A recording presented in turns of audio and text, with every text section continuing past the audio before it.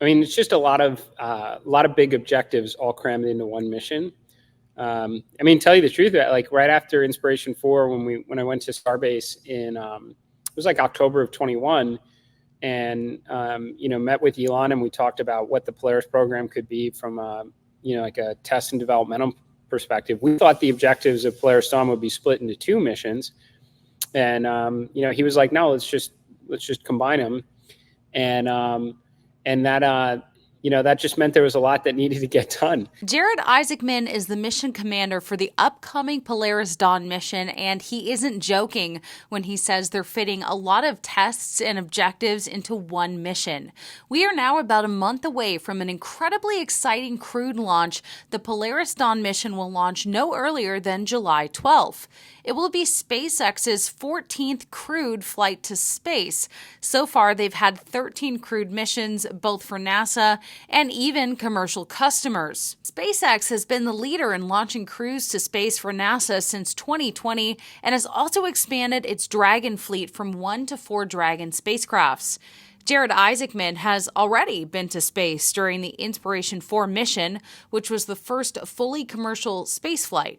Now he's going to be a part of the first private spacewalk during the Polaris Dawn mission. But eventually, Polaris plans to perform the first crewed Starship mission, but hey, we're still a ways away from Starship being human-rated. In the meantime, though, Polaris is gearing up for a high-altitude crewed Dragon flight that will perform several firsts, including the first all-civilian spacewalk, which will test out the new spacesuit design in the vacuum of space. They'll also conduct research that will hopefully advance human health on Earth and in space, including studies on radiation exposure and spaceflight-associated neuroocular syndrome, or SANS. They will also test Starlink laser-based communications in space for the first time, and finally, they'll be flying the Dragon spacecraft higher than any crewed mission since the Apollo program, reaching a 500-kilometer orbit or 310 miles above Earth. So, I mean, you think about the three big objectives. You've got a very high altitude, high performance flight. So that changes a lot of things. I mean, nominally we'll deorbit from a more typical profile, but if you had to say, do a contingency or emergency deorbit from 1,400 kilometers, that's a whole different thermal problem, than a typical like ISS deorbit. You also have a whole radiation profile associated with that, and avionics don't like radiation. Dragon's never been, anywhere near that altitude. SpaceX has tons of experience launching payloads up through the Van Allen belt, but not Dragon. So that required a lot of work. I had a chance to interview Jared Isaacman in between his training for the launch. He even said he had just left suit training to do this interview. Let's start with the obvious, I think, which is the epic launch of Starship yesterday. You weren't here in person. What were your thoughts on it? Awesome. I think that's I think most people who are familiar would say when it far exceeded expectations, right? Booster came back and, obviously gave enough confidence that Elon's saying you should try and catch it with the tower. So that's a big step. Despite Starship getting to hell on reentry, I mean, it held together and made it down to the water. It's huge signs, just amazing progress from every one of the launches. I just want to take a moment and thank each and every one of my subscribers here on Ellie in Space. 2 years ago this month, I made the decision to leave TV news for good, ditch reporting on tragedies, and instead report on the mission and journey of SpaceX. In fact, I just surpassed 100,000 subscribers, which is mind-blowing. I can't wait to get that silver YouTube plaque. And with more people watching my channel and more exposure, more people are looking me up on the internet and trying to get personal information like my phone number, where I live, and more, but I won't mention some of the searches I've seen. That's why, to protect myself, I've taken action and I've been able to scrub a lot of that information off the internet by using Delete Me. In fact, one time I Googled myself, this was maybe about 2 years ago, but one of my old apartment addresses was right there on the internet. I have no idea how it got there, but of course I did not want it up there, especially living alone at the time as a single young journalist. While I don't know how information like that gets out there, there's probably information that you don't want leaked on the internet as well. Just do a Google search on yourself, but don't worry, that's why we have Delete Me. I found out about Delete Me earlier this year, and after signing up, they informed me that 61 data brokers had my personal info. Almost all of them had my name, age, address, including some past addresses. So here's how it works. Delete Me submitted the removals on the data brokers where they found my information. This privacy report shows each of the data brokers they've scanned, what they found, and what they're doing to remove my data.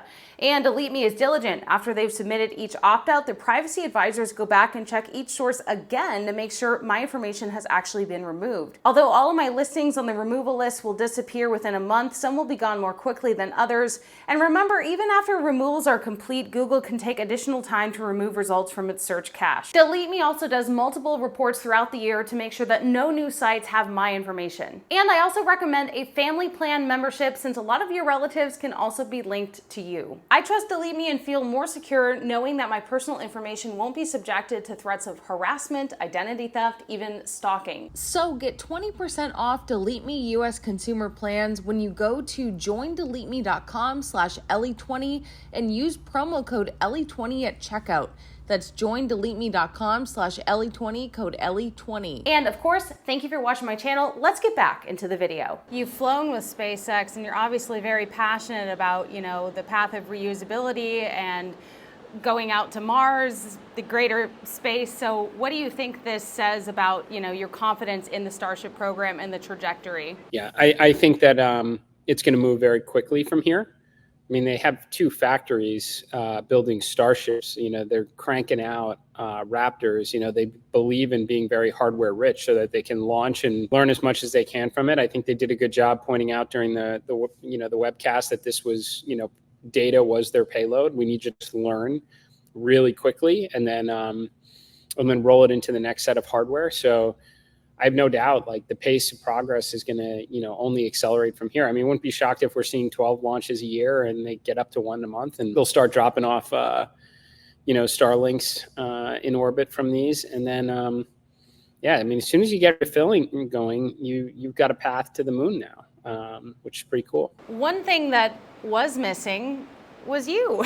You weren't here to do your flyover. So tell us, were you bummed to miss it, and why you couldn't be here? Yeah, so we've been just in, near continuous training the last couple months. So I'm in Hawthorne now. We just finished up some suit testing. We'll be here through the weekend and into next week as well. I saw this a little bit with Inspiration 4. It's kind of the SpaceX way, which is, you make a lot of progress over a long period of time, but then, like, when you're next up to launch, it's like the whole organization wakes up and they get rightfully very paranoid of, did we miss anything? And whatever you thought your schedule was, whatever free time you thought you'd have, gets thrown out. And it's like you redo a bunch of tests and a bunch of simulations just to make sure it's right. So that's been the last couple months for us, is like, it became clear that, the launch was coming. We've just been kind of in continuous training, but it's awesome. There's no bad days here. And I was a little surprised to hear that you're not in Florida right now. You said you're still in Hawthorne. When will you sort of move over to the East Coast? I think in a couple weeks. I think then, no earlier the date is like July 12th. I think that went out in some of the early invites yesterday. So it might be, I don't know, it might be somewhat breaking news. I'm not sure, but anyway, so that means we'll get to the Cape probably around, July 2nd, July 1st, 2nd, 10 days before probably. Are you pretty confident in that date? I am, well, I don't know. I mean, the dates have moved a lot. There's always something that can come up, but we're approaching the end of our sim campaign by early next week. So it'll really just be about the suits. We'll be in JSC the second to last week of June for some vacuum ATP tests. And that's just confirmatory. Like, that's just confirming what we think we already know. So as long as nothing comes out of that, then yeah, I feel really good about like mid-July. Talk about, some of the delays and why, for people on the outside, why this is no simple task. I mean, it's just a lot of big objectives all crammed into one mission. Tell you the truth, like right after Inspiration 4, when I went to Starbase in, it was like October of 21, and, met with Elon, and we talked about what the Polaris program could be from a like a test and developmental perspective. We thought the objectives of Polaris Dawn would be split into 2 missions, and he was like, no, let's just combine them, and that that just meant there was a lot that needed to get done. I know everybody would jump to the suits, but that is a major deal. There is a lot of differences between the IVA suit and the EVA suit. Micrometeorite testing out in White Sands and thermal for plus and minus 250 degree temperature swings, redundancy from the oxygen system, the visor, the heads-up display, so you have some insights into suit health and system health. And then I'd say too, Starlink, like I feel like that's the one where most of the public is just gonna be like, they just turn the internet switch on. It is so hard to have 2 objects going 17,500 miles an hour communicating over a laser link bridge. It's even as of yesterday, it's like we got a lot of updates of like every Draco pulse could break a link, and what they've done to kind of counteract that is so cool. So it's just a lot of cool stuff that needed to get done. And I think 2 years is, a little over 2 years from announcement of the mission to flying it is still like wicked fast. It's mind blowing. Let's talk a little bit about the spacewalk. 2 crew members will be participating in the spacewalk. What will the other crew members be doing? So they'll be in support roles. We're venting the whole capsule down to vacuum. So, they have a really tough job because they've got all the risks and not the great view. We owe Kid and Anna our thanks on that one for taking drawing the short straw on that one. But they are doing umbilical management, and then they can see vehicle screens. So we know if there's certain alerts through our heads-up display, but we don't have like the full details, and they're able to kind of troubleshoot that if required. And as our medical officer, so there is some DCS risk. There are certainly medical things that can go wrong during an EVA, so she's kind of primed for that. As we get back into the vehicle. This is maybe an obvious question, but like, how excited are you to do that? I'm really excited. I think we're pumped for all the SpaceXers that have worked so hard on this. I was just in the suit right before jumping on this for a test, and the suit technicians who are working on it, they're just so excited. They took this to a flight-ready EVA suit, in 2 years. They've gone through like 100 iterations. Every other week we were here, it was like a different shoulder, a different wrist. It was like a Frankenstein suit, our development suits, as they tested and tested and tested to get to this point. So, yeah, we're lucky because we get the good view. But I'm really pumped for everyone at SpaceX that's working on this because, you saw the Starship, like they're going to the moon. They're going to go to the Mars, and you're going to need suits for not just 4 people at a time, but hundreds at some point, and thousands. And this suit's on that path. I also interviewed Kid Poteet, another crew member, over a year ago. At that time, he had just been approved to have an experimental surgery to complement their 5-day mission. And here's some explanation about that. One of my experiments that I volunteered for just got approved. And what is that? Volunteer for? So this is the first invasive ICP, intracranial pressure experiment. The device they're going to surgically implant was only approved for use for hydrocephalus patients over in Europe. And with private funding and the hard work at Trish and the SpaceX team, I got it approved by the FDA several months ago. I got the IRB approved. And now, based on the timeline, I can have the surgery implant this device that one end has a little reservoir and the other one has a stent, a catheter that goes up into my spine, and it will measure the pressure of that fluid within my spine, which is the same pressure within your brain. So now, bottom line, long story short, we can have direct measurements on orbit versus previously up to this point for SANS, for that associated neuroocular syndrome, you could only test before and after, or certain non-invasive, like one experiment, we're putting a contact lens on our eye, looks like the bionic eye kind of thing. That takes a pressure reading, but it's non-invasive. It's not a direct measurement, which this will provide. So hopefully come back with some good data that we can make some continue the research and continue to move the needle forward in some of these challenges. Yeah, no, and thanks for, volunteering to be a guinea pig for that. Unfortunately, I learned the surgery didn't go so well. So here's what Jared has to say going forward. I mean, it was a reasonably high risk experiment. It hadn't been done before, where basically putting a pressure transducer into his spinal cord to kind of back into intracranial pressure, which is kind of a holy grail for the space medical community. I mean, everything that we think goes wrong with you is probably related to increased intracranial pressure. The ocular issues that happen in space. There's some cognitive issues, even space adaptation syndrome, which is 50-60%. So it was something they really wanted. He wound up doing multiple surgeries, but it didn't go well. So we knew there was risks with it. It hadn't been performed in the US. It was an experimental surgery. And so he had it, and then unfortunately they had to remove it. So I know they're learning from that test, and it's something that will, I'm sure, be attempted again on a future flight. But kid made a pretty big sacrifice for that, for science on that one, and we'll get it next time. Are there going to be any other tests of that nature done during your mission? Everything is about the fluid shifts in the body and increase in intracranial pressure is like it is the data that everybody wants. Now, what Kid was doing was like probably the most direct way to tap into it. And obviously that didn't work out. There are a lot of other ways to get close.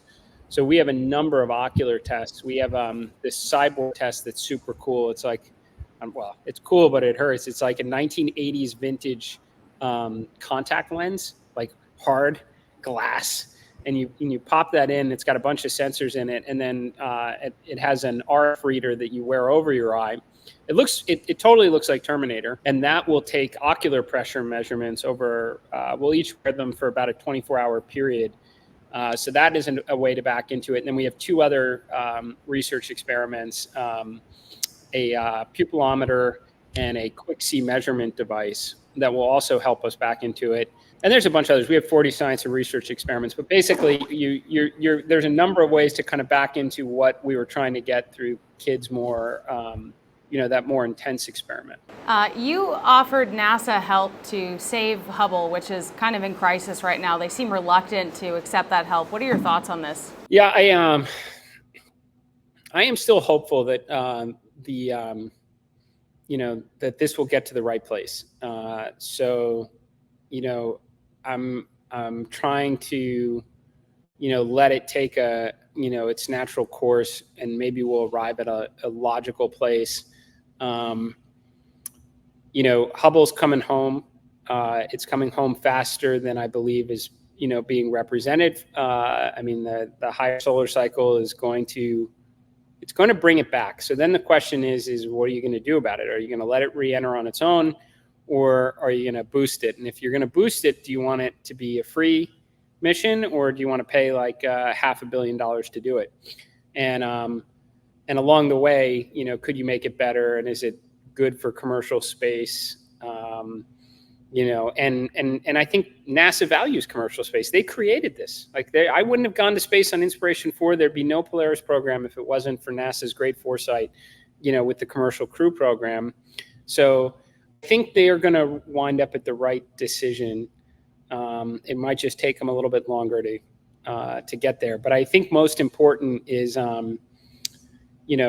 there is a risk trade here. I think people have pointed out for sure that there is value to, we don't want to risk ongoing value to science.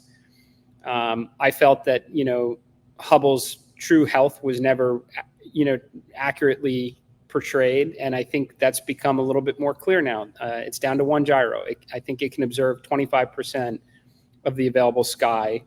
And I think it takes down like 16% of viewing time available for science. So I imagine as it gets lower and closer to demise, and the usability, its science usability diminishes, it should become more obvious that, what the right thing to do is.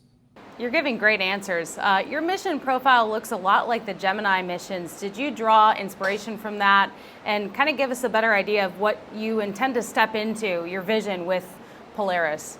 That certainly is inspiration for the Polaris program. Starship changes everything. Armadas of rapidly reusable moon and Mars rockets is a game changer.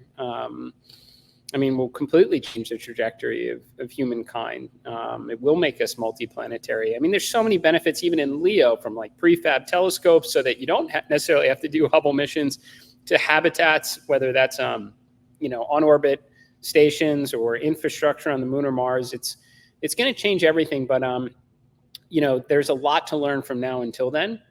And unlike during the initial space race, the government is not committing 4% of GDP to advancing our human spaceflight capabilities. So there is a lot that needs to be learned by commercial industry. We need suits so we can get out and explore on the moon and Mars. We need to go through the Van Allen radiation belts and learn that environment again. We don't want to get to Mars, and die on the return from a high radiation environment. Nor do we want to cook the avionics in vehicles. We need new forms of communication, like using laser links on Starlink satellites. So there's a lot to get done. And I think the idea is by the time Polaris is complete and Starship's operational, well, maybe SpaceX has learned a little bit more to help them in their big goals. But, the spacesuits that you're having right now is kind of the first iteration of an EVA. It's tethered, it has some limitations, but do you see this as the only use of this and then iterate beyond this? Or do you see further use of this particular EVA suit? I'm pretty sure that the block 1.2, 1.3, 1.4 upgrades are already roadmapped out. At some point or another, you kind of have to lock in your current design and say, this is what we got and we're going to learn from it. But I don't think they will ever use these suits again. I think they will take the data from this and help ensure that what they have right with the 1.5 or 1.6 is correct. But I think, SpaceX wants to move in the direction of what you see in the movies of basically, I can throw on the helmet and run outside, not have to do a pre-breathe, so that's probably higher pressures, more mobility, which is a challenge with higher pressures, obviously a portable life support system, which I don't think is that, I don't think that's like one of the bigger engineering challenges. I think having a suit that's, reasonably low cost, where they could make it for lots of people, and that has a lot of flexibility, and great dexterity on the fingers at high pressure, so you can minimize pre-breathe is a big objective. Is the ultimate objective, I'd say. Right, and not just pre-breathing, but also just the mobility, because a spacesuit is basically a giant balloon, and the more you inflate it, the harder it is to move around. So, and I hope that people understand that what you're doing is, that iterative process. Some people look at the suit and they say, well, that's great, but it's, it's like Gemini or whatever. But this is just the first step of many, and you have to get the data, and the only way you get the data is to actually fly with it. Yeah, you're 100% right. There's just, unfortunately, what I've just kind of learned about, the old space and the new space is that if you kind of go into it if you're pretty entrenched in your position, you will find something to dislike about everything that, one company does versus the other, which is unfortunate. What SpaceX has done with their suit is pretty incredible. It operates, at a much higher pressure than the EMU suits. Which reduces, pre-breathe requirements, and it has great mobility, great dexterity with the fingers. But it is a version 1.0, but they've solved for, a lot of thermal issues with it. It's got redundancy in it for different life support, for two different, oxygen channels. So they've done an awful lot to get to this point of learning, and they're going to keep going from here. It doesn't, like, we can be impressed with the accomplishment and the dollars that they've invested to get us to this point without it necessarily being like a comparison to the EMU or what was done 60 years ago. It's all in the direction of goodness right now. Tell us your thoughts about the recent Starliner launch, and I'm sure you were following that. I think in general, the more vehicles the United States has, the world has to be able to go into orbit, the better.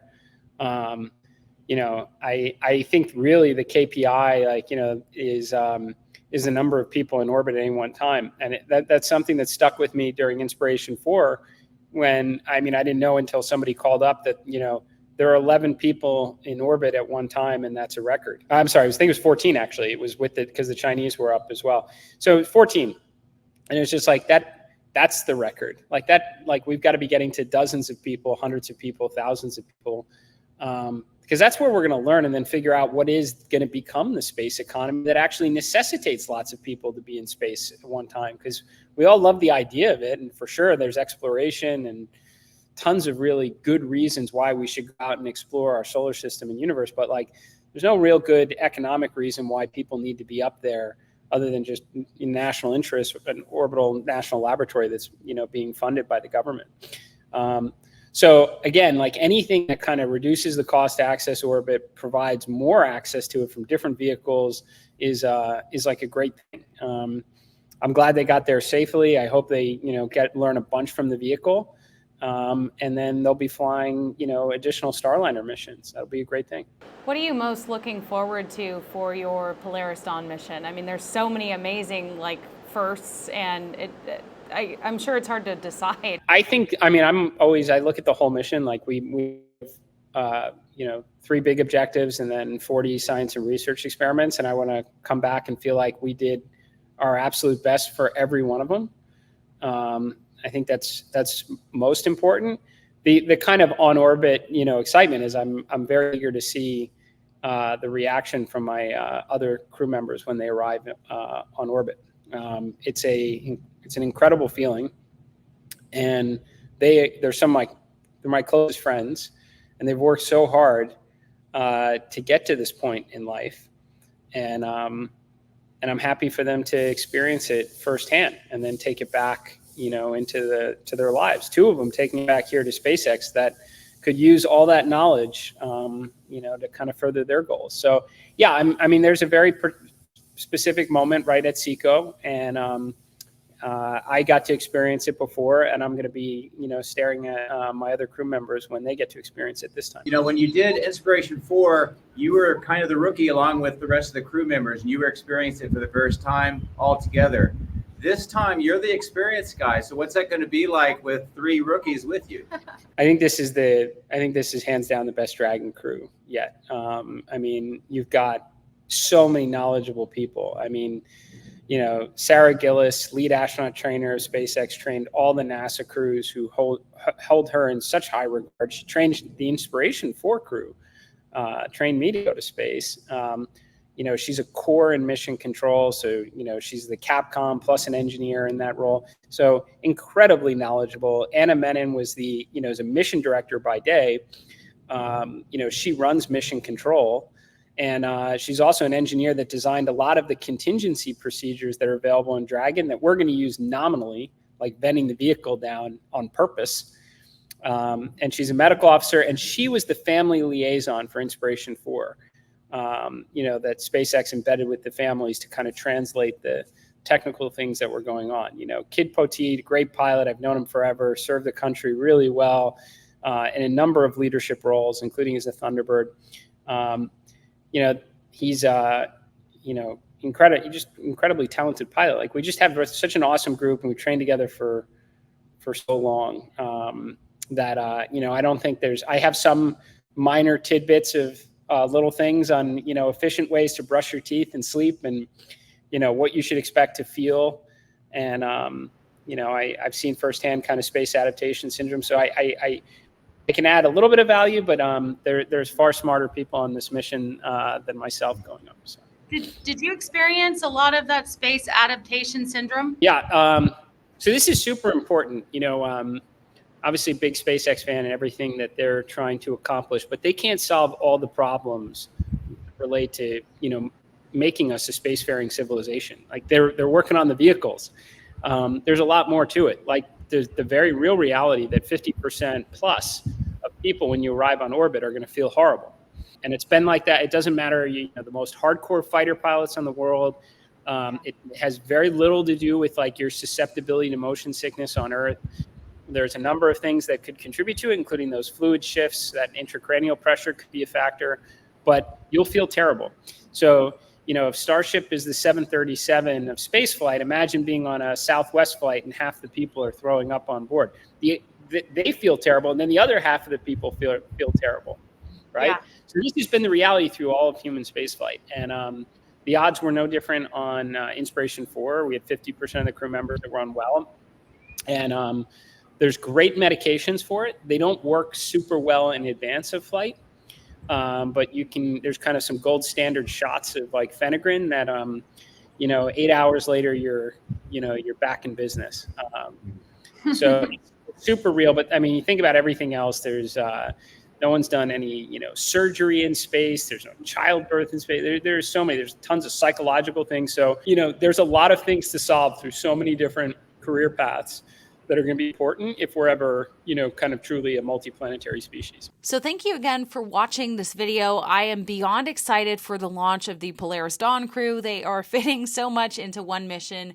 And of course, we all hope that it goes smoothly and successfully. And I hope that they learn a lot. I think it's really amazing that Jared was able to give me half an hour of his time, considering that he's the mission commander and very busy with training in the last month before they launch. And so I'm really looking forward to this. I am not sure if I'll be able to cover the launch in person, but I'll definitely be covering it from afar and doing some follow-up if I can't be there in person. But I hope that you enjoyed this video. I think that it's important to cover Starship, but also the other pieces of the puzzle, which is the crew that is training to eventually go on a Starship mission. So what Polaris is doing is very exciting. And again, thank you to all of this new subscribers. I've had a big boost in my channel since the Elon interview, and I really hope that you enjoy my content. I'm still on cloud nine, and it's just a really great time to be reporting on what's happening in space and in the SpaceX world. If you want to take it a step further, please consider checking out my Patreon. That support goes a long way, as YouTube revenue can be pretty inconsistent, and my Patreon has actually been quite down. So if you want to throw in a couple extra dollars of support, that would really mean a lot. I'm also going to be releasing a bit of a part 2 of my Elon interview. Now, granted, it's not nearly as long as we talked about Starship, but I did ask for his thoughts on another subject, so you can look forward to that too.